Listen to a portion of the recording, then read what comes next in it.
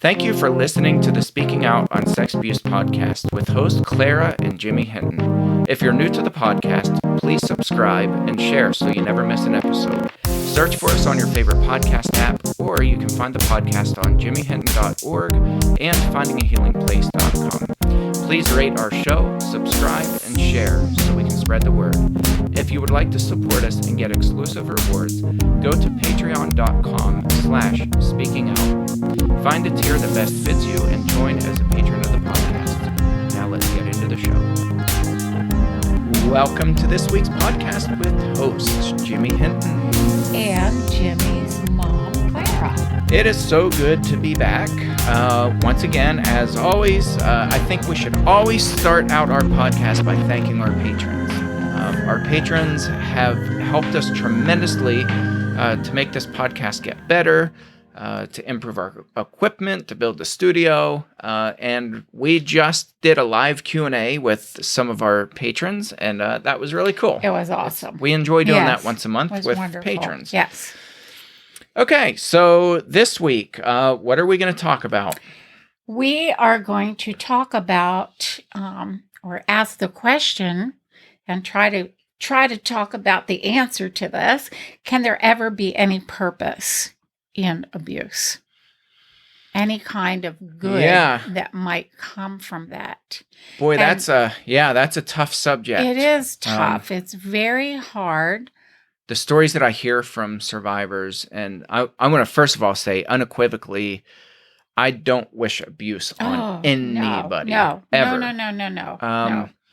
It's, I think one of the dangers in talking about this subject is that people are going to hear this as the cliches that Christian people especially have hurled at people, saying, well, God uses all good things, all things for his good purpose. Well, yeah, or people saying there had to have been a reason why you were abused. The only reason why people are abused is because there are wicked people out there who are nasty oppressors, and that's why there's abuse out there. With that said, I think the point that we want to get across is being a victim for the rest of your life and saying nothing good can ever come from this is not true. For a lot of people, that's just not true. And they find ways to use the bad things that happen to them to help other people. Right. And I think that's a process. Like you said, you have to be in a really good place.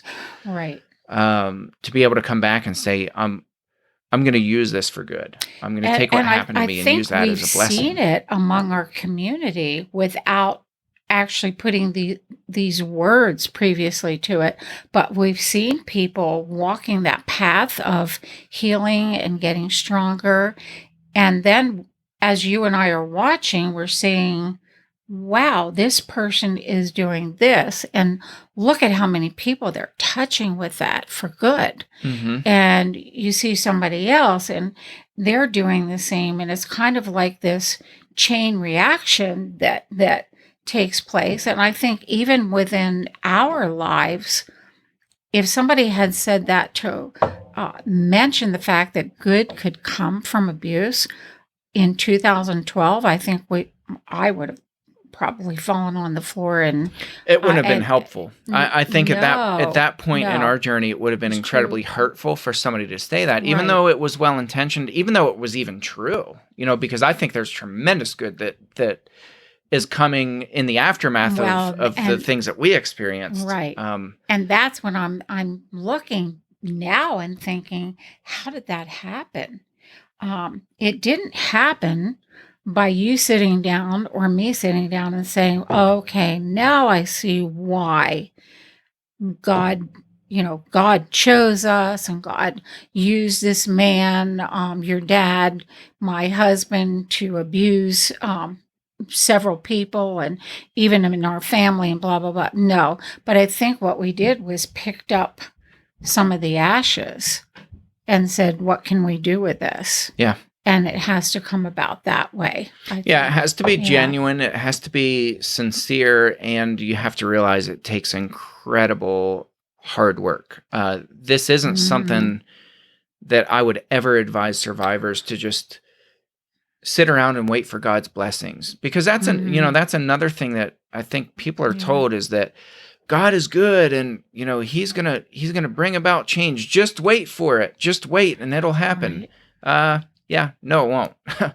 Because it doesn't work that Takes way. action on our part. It is incredible, incredibly hard to really work out and process the grief and the trauma that happened at the hands of an abusive person. It is incredibly hard to work that out.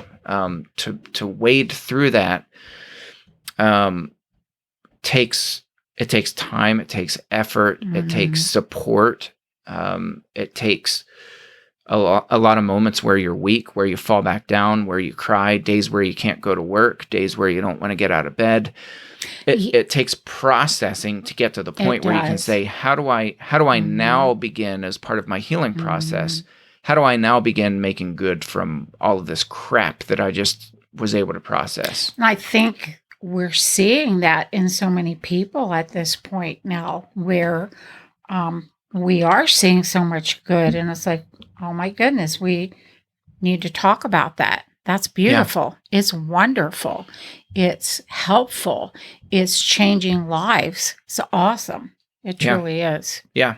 Yeah. So, yeah, I mean, we don't want anybody to think we're clichéing this or saying that, it's a blessing that you've been abused, because it's not. I mean, point blank, what happened to people when they were abused is horrific on every single level. Every definition of the word horrible, every level of being horrible. It was awful. And it happened because there was a wicked person who came into your life, who forced his or her way into your life, and took your freedom away, took choices from you. It's interesting, though. I deal... the majority of my work is with grieving parents who have lost a child, and some of the ways children have died are just horrific. They've died at the hands of murderers, many of them.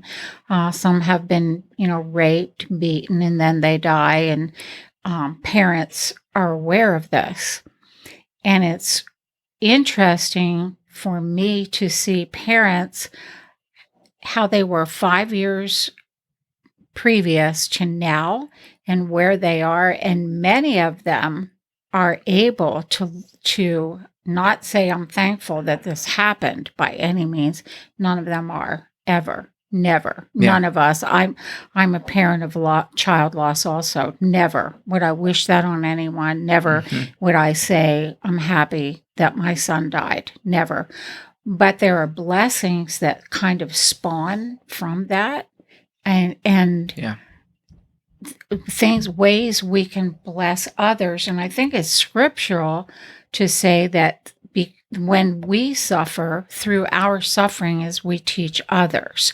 And so I think maybe that's more the avenue that we're seeing people taking their pain and helping others, which it's a beautiful thing. Yeah, and I think that's the purposing that we're talking about. You repurpose your pain, and to do that you have to reframe it, because for the first several years, I mean, I was angry, I was broken, I was hurt, we sure were immobile in so many areas of my life, unhealthy, just lost. Yeah. So to say that people just need to change their attitude and just put more faith in God, it doesn't work that way. And it's not meant to work that way. I think we have to go through this journey of healing, and that's going to be different for everybody. It's going to take a different amount of time for everybody. There is no right or wrong amount of time. It could be a short amount of time, or it could be a years and years to go through that journey. And we can't judge people for how long it takes them to heal. But I think as you do that, you start to get this picture that emerges that says, okay, one, I'm not alone. What happened to me is right now happening to other people. Right. I can either just remain silent, and that's okay too. Some people are not, they're just not public figures, and they don't want to be public figures.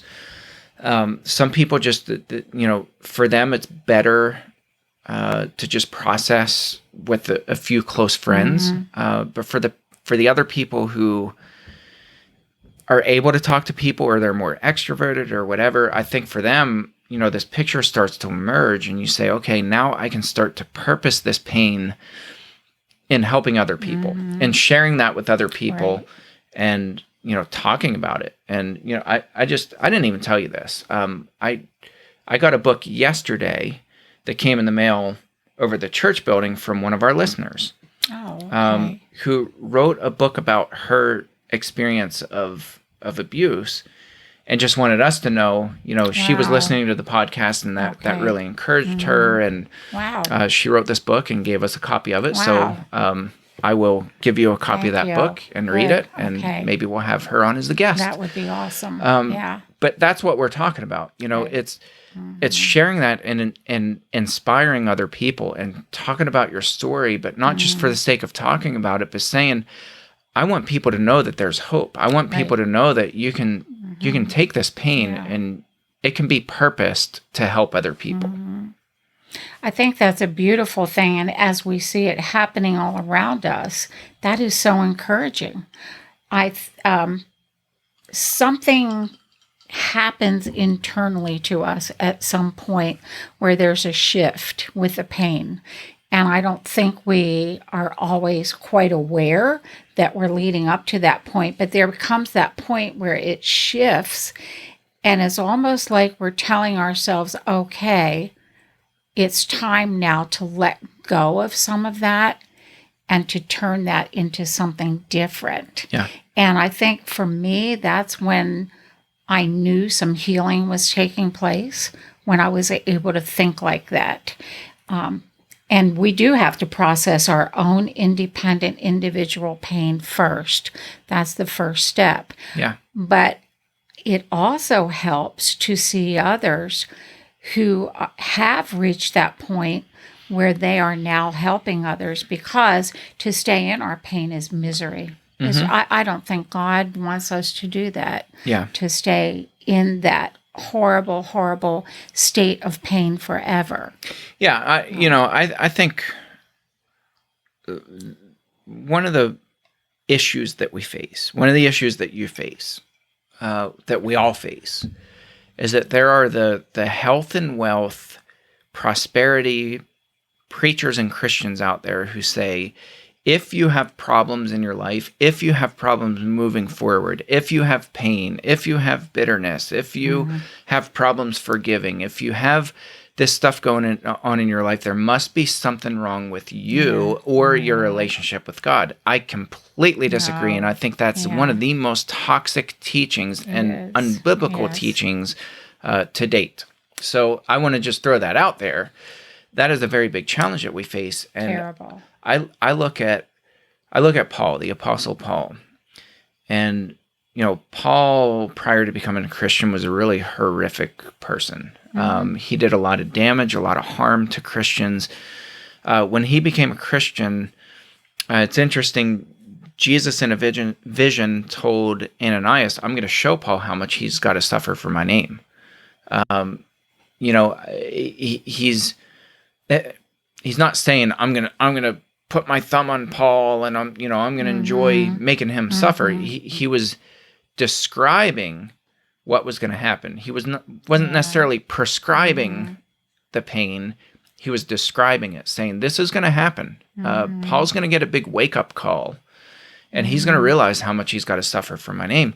What's interesting is what Paul did with that, because he was constantly beaten, put in prison, flogged, shipwrecked, went days without food, was on the run, had to run from bandits and other people who were trying to persecute him throughout his entire ministry. That was Paul, right?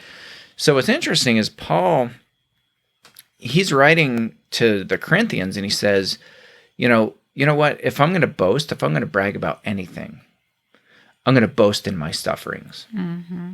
He Mm-hmm. wasn't about recognition. He wasn't No. about, sharing how educated he was. He wasn't about sharing how good he was at preaching or ministering to people, because none of that mattered. Right.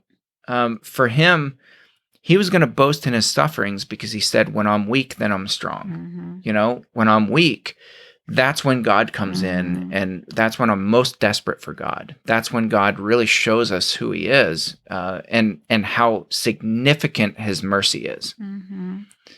And I think that's really important because for us, we are purely Americans, right? Like everything is about self-promotion. It's about Yeah. marketing. It's about Instant gratification. building up your Yes. social media audience, Everything, yeah. and to do that, you've got to Mhm. really brag on yourself. Yeah. And it's kind of sickening if you think It's about the culture that very, we've very created. much. Yes. And for Paul, what really mattered was boasting about his sufferings, telling Mhm. people how much he suffered. And he wasn't doing it to say, woe is me. He was doing it to say, we have this commonality as humans, where sometimes our lives just really are crap. We're drawn to others who have experienced pain. We Yeah, because it truly makes are. them real to us. It makes They're those people real, real and to it makes us. our lives feel less picked on, if that's a good word. Yeah. Sometimes we feel like God has picked on us and he has come down with his mighty hand and said, I'm going to choose you and I'm going to, have you. That's not how it works. And often we think that until we co-join with others who have experienced such deep hurt and pain. And Yeah. then we realize, wow, we're in this together. Mm-hmm. And the beautiful part is when the healing takes place, I love that when that part starts changing within us, when that internal spark of hope comes alive, when we start wanting to fight for others, Mm-hmm. that is incredible. That's just Yeah. awesome. And I think that's worthy of our time today, just worthy of saying thank you to all those who have come to that point in their journey and to encourage others to keep marching towards that point in their journey. Sometimes we feel so overwhelmed that we think it'll never happen to me. I'm always going to suffer. I'm always going to feel like this. And I don't think it has to be that way. When we, and I like your idea of reframing what happened to change it into how can I help someone else. Yeah. Yeah, I mean it's not just about having a better attitude, because that's one thing that I think that's preached so much by everybody. They're like, oh, if you just have a better attitude, your life will get better. No, not necessarily. No. Sometimes life just sucks. It does, right?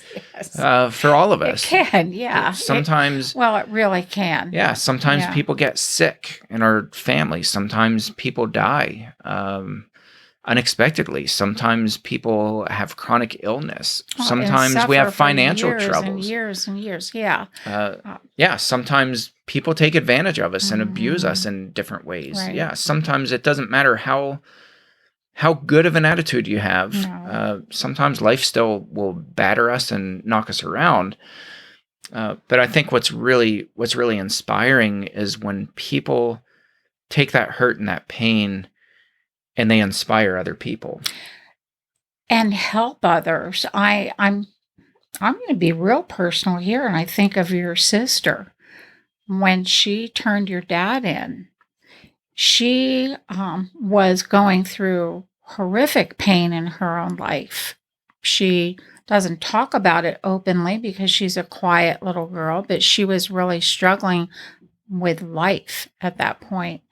And when she saw that she could take her pain and help others, she did the almost impossible, the incredible, and knowing that it would cause a lot of pain for us, but hoping, I think, that we could withstand that pain and change it. But Yeah. it's that was her way. She's not a public speaker, never, Yeah, right. never wants to be, but Right. what she did was amazing.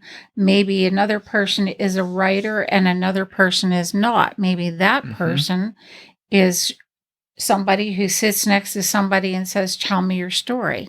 And they're encouraging that way. But it's just really neat to see how everybody, so many are taking their pain and channeling that to help others. It's just really awesome. I mean, I know people who they've survived horrific abuse, and they're not writers, they're not public speakers, they're not on social media, they they're not well known in their community even, but they have card ministries, and they write letters to other people who've gone through hell and back.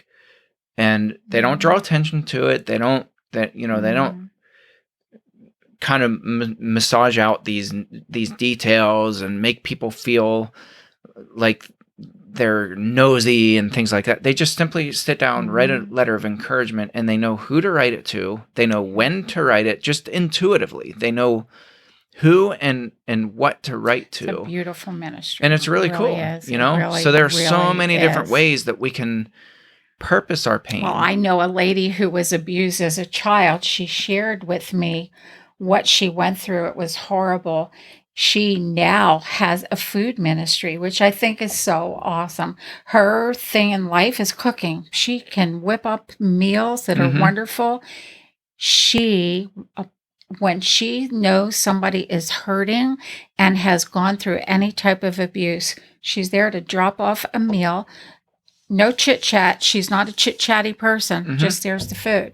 Yeah. And now you might say, well, how does that help? A warm meal helps anybody. Yeah. It does. It extends love. It extends hope. It extends genuine caring. So we each find our own thing, and that's just cool. It just really is. Yeah, and there's no right or wrong way to do it. And I get some people who write me sometimes, and they're like, I want to go into advocacy, and I want to train people like you train them, and I want to do this and I want to do that. And I'm like, well, and then they'll say, what advice do you have? Well, my first advice is don't do it because other people are doing it, or even because there's a need to do it. Find what works for you. Find what you're gifted at and start there. And I always tell people, start within your own community. Yep. Because that's a question I get often, right? Where do I even start? Where do I start to get into advocacy? Yep. Start in your own community. Start in your own family. Yes. Start wherever somebody's sitting in front of you. Where you are. Yes. Who's suffering, and show compassion to them. Yes. I thought this was interesting because this is maybe a little bit off topic, but I think about all the political unrest right now. There's a lot going on in the world right now. Sickness, fear of sickness, right? A global pandemic. You have all these different things that are going on in whatever this year of 2020 is. Yeah, 2020's been interesting. It's been a wild ride, but in the midst of that, I'm seeing people be really nasty and ugly towards each other. Not everybody by any stretch of the imagination, but you can tell there's kind of this melting pot of emotions, and people are kind of lashing out at each other. And I just talked about this yesterday with my church, and I said, what is it that motivates us? What really inspires us to actually go out and do positive things for other people? Is it people telling you what's right and what's wrong and what you need to think about, X subject? Never. Or is it something that somebody does for somebody else that inspires you? And I showed the short video clip, and probably most of our listeners here, probably most of you have seen this video. But this video was done in 2015. It's a 7-minute video, and it's the one I talked to you about the other day, where my friend Mike Lewis, he's the Jesus painter. Yes. I went to school with him. We went to college together. Really good friend of mine. Mike Lewis and a friend of his did a video in 2015 that became one of the most viewed influential Awesome. videos. It's been Yes. viewed over 52 million times on Awesome. Facebook Yes. and over 7 million times on YouTube. Yep. And it's a video where they pay for people's groceries. Mhm. And the video Yep. quality was bad. Mike was using a cell phone.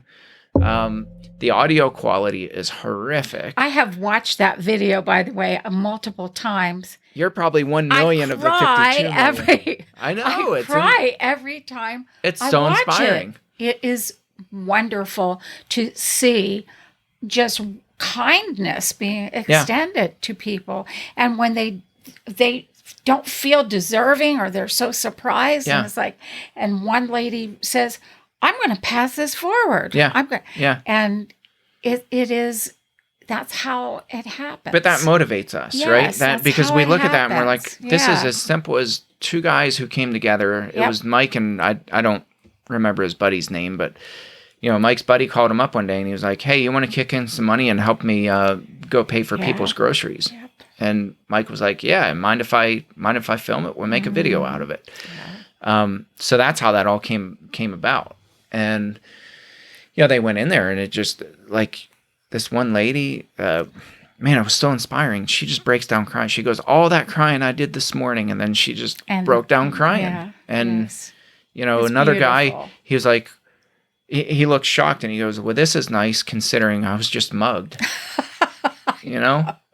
And then he starts talking to the cashier about how he was mugged at gunpoint. Yes. And it's really cool, but that's the stuff that motivates us and inspires us.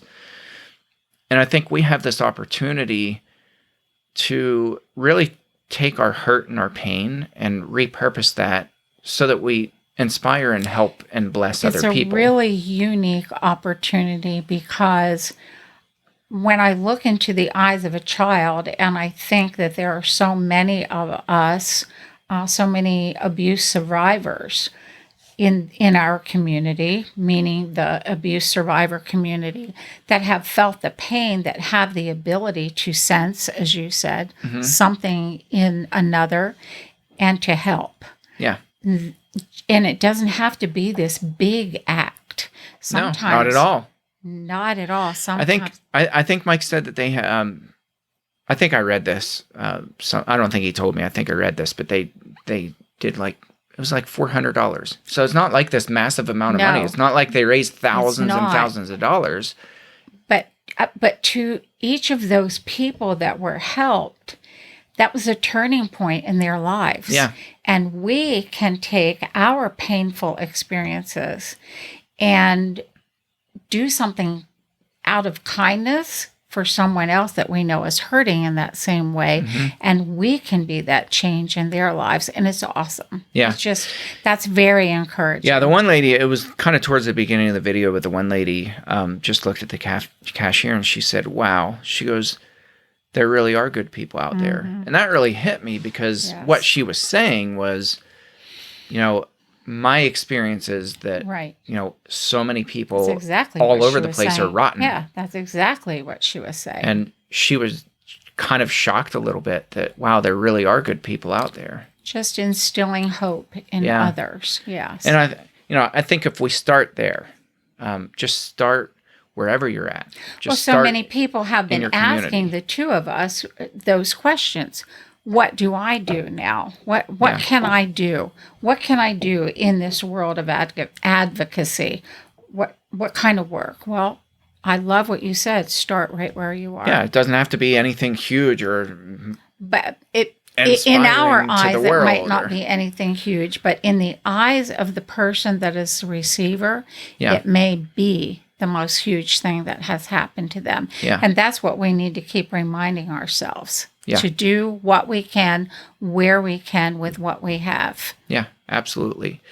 Well, do you have a truth bomb for us today? I do, Jimmy. All right. I have a truth bomb on this day. The truth bomb is, in every pain, there can be found some kind of purpose that will help another. Let's strive to find purpose in this journey of pain. Very good. Well, thank you, and thank you to our listeners, and we will catch you next episode. Thanks again for listening to today's episode. Thank you to our patrons who make the podcast possible. If you found it helpful, please follow on Spreaker and search for the Speaking Out on Sex Abuse podcast in your favorite podcast app. Be sure to hit subscribe and rate the show. If you believe in what we do, consider supporting the podcast by becoming a patron and check out the cool rewards our patrons receive. Share with your friends and tell the world. Join us in speaking out on sex abuse so we can change the tides and prevent abuse.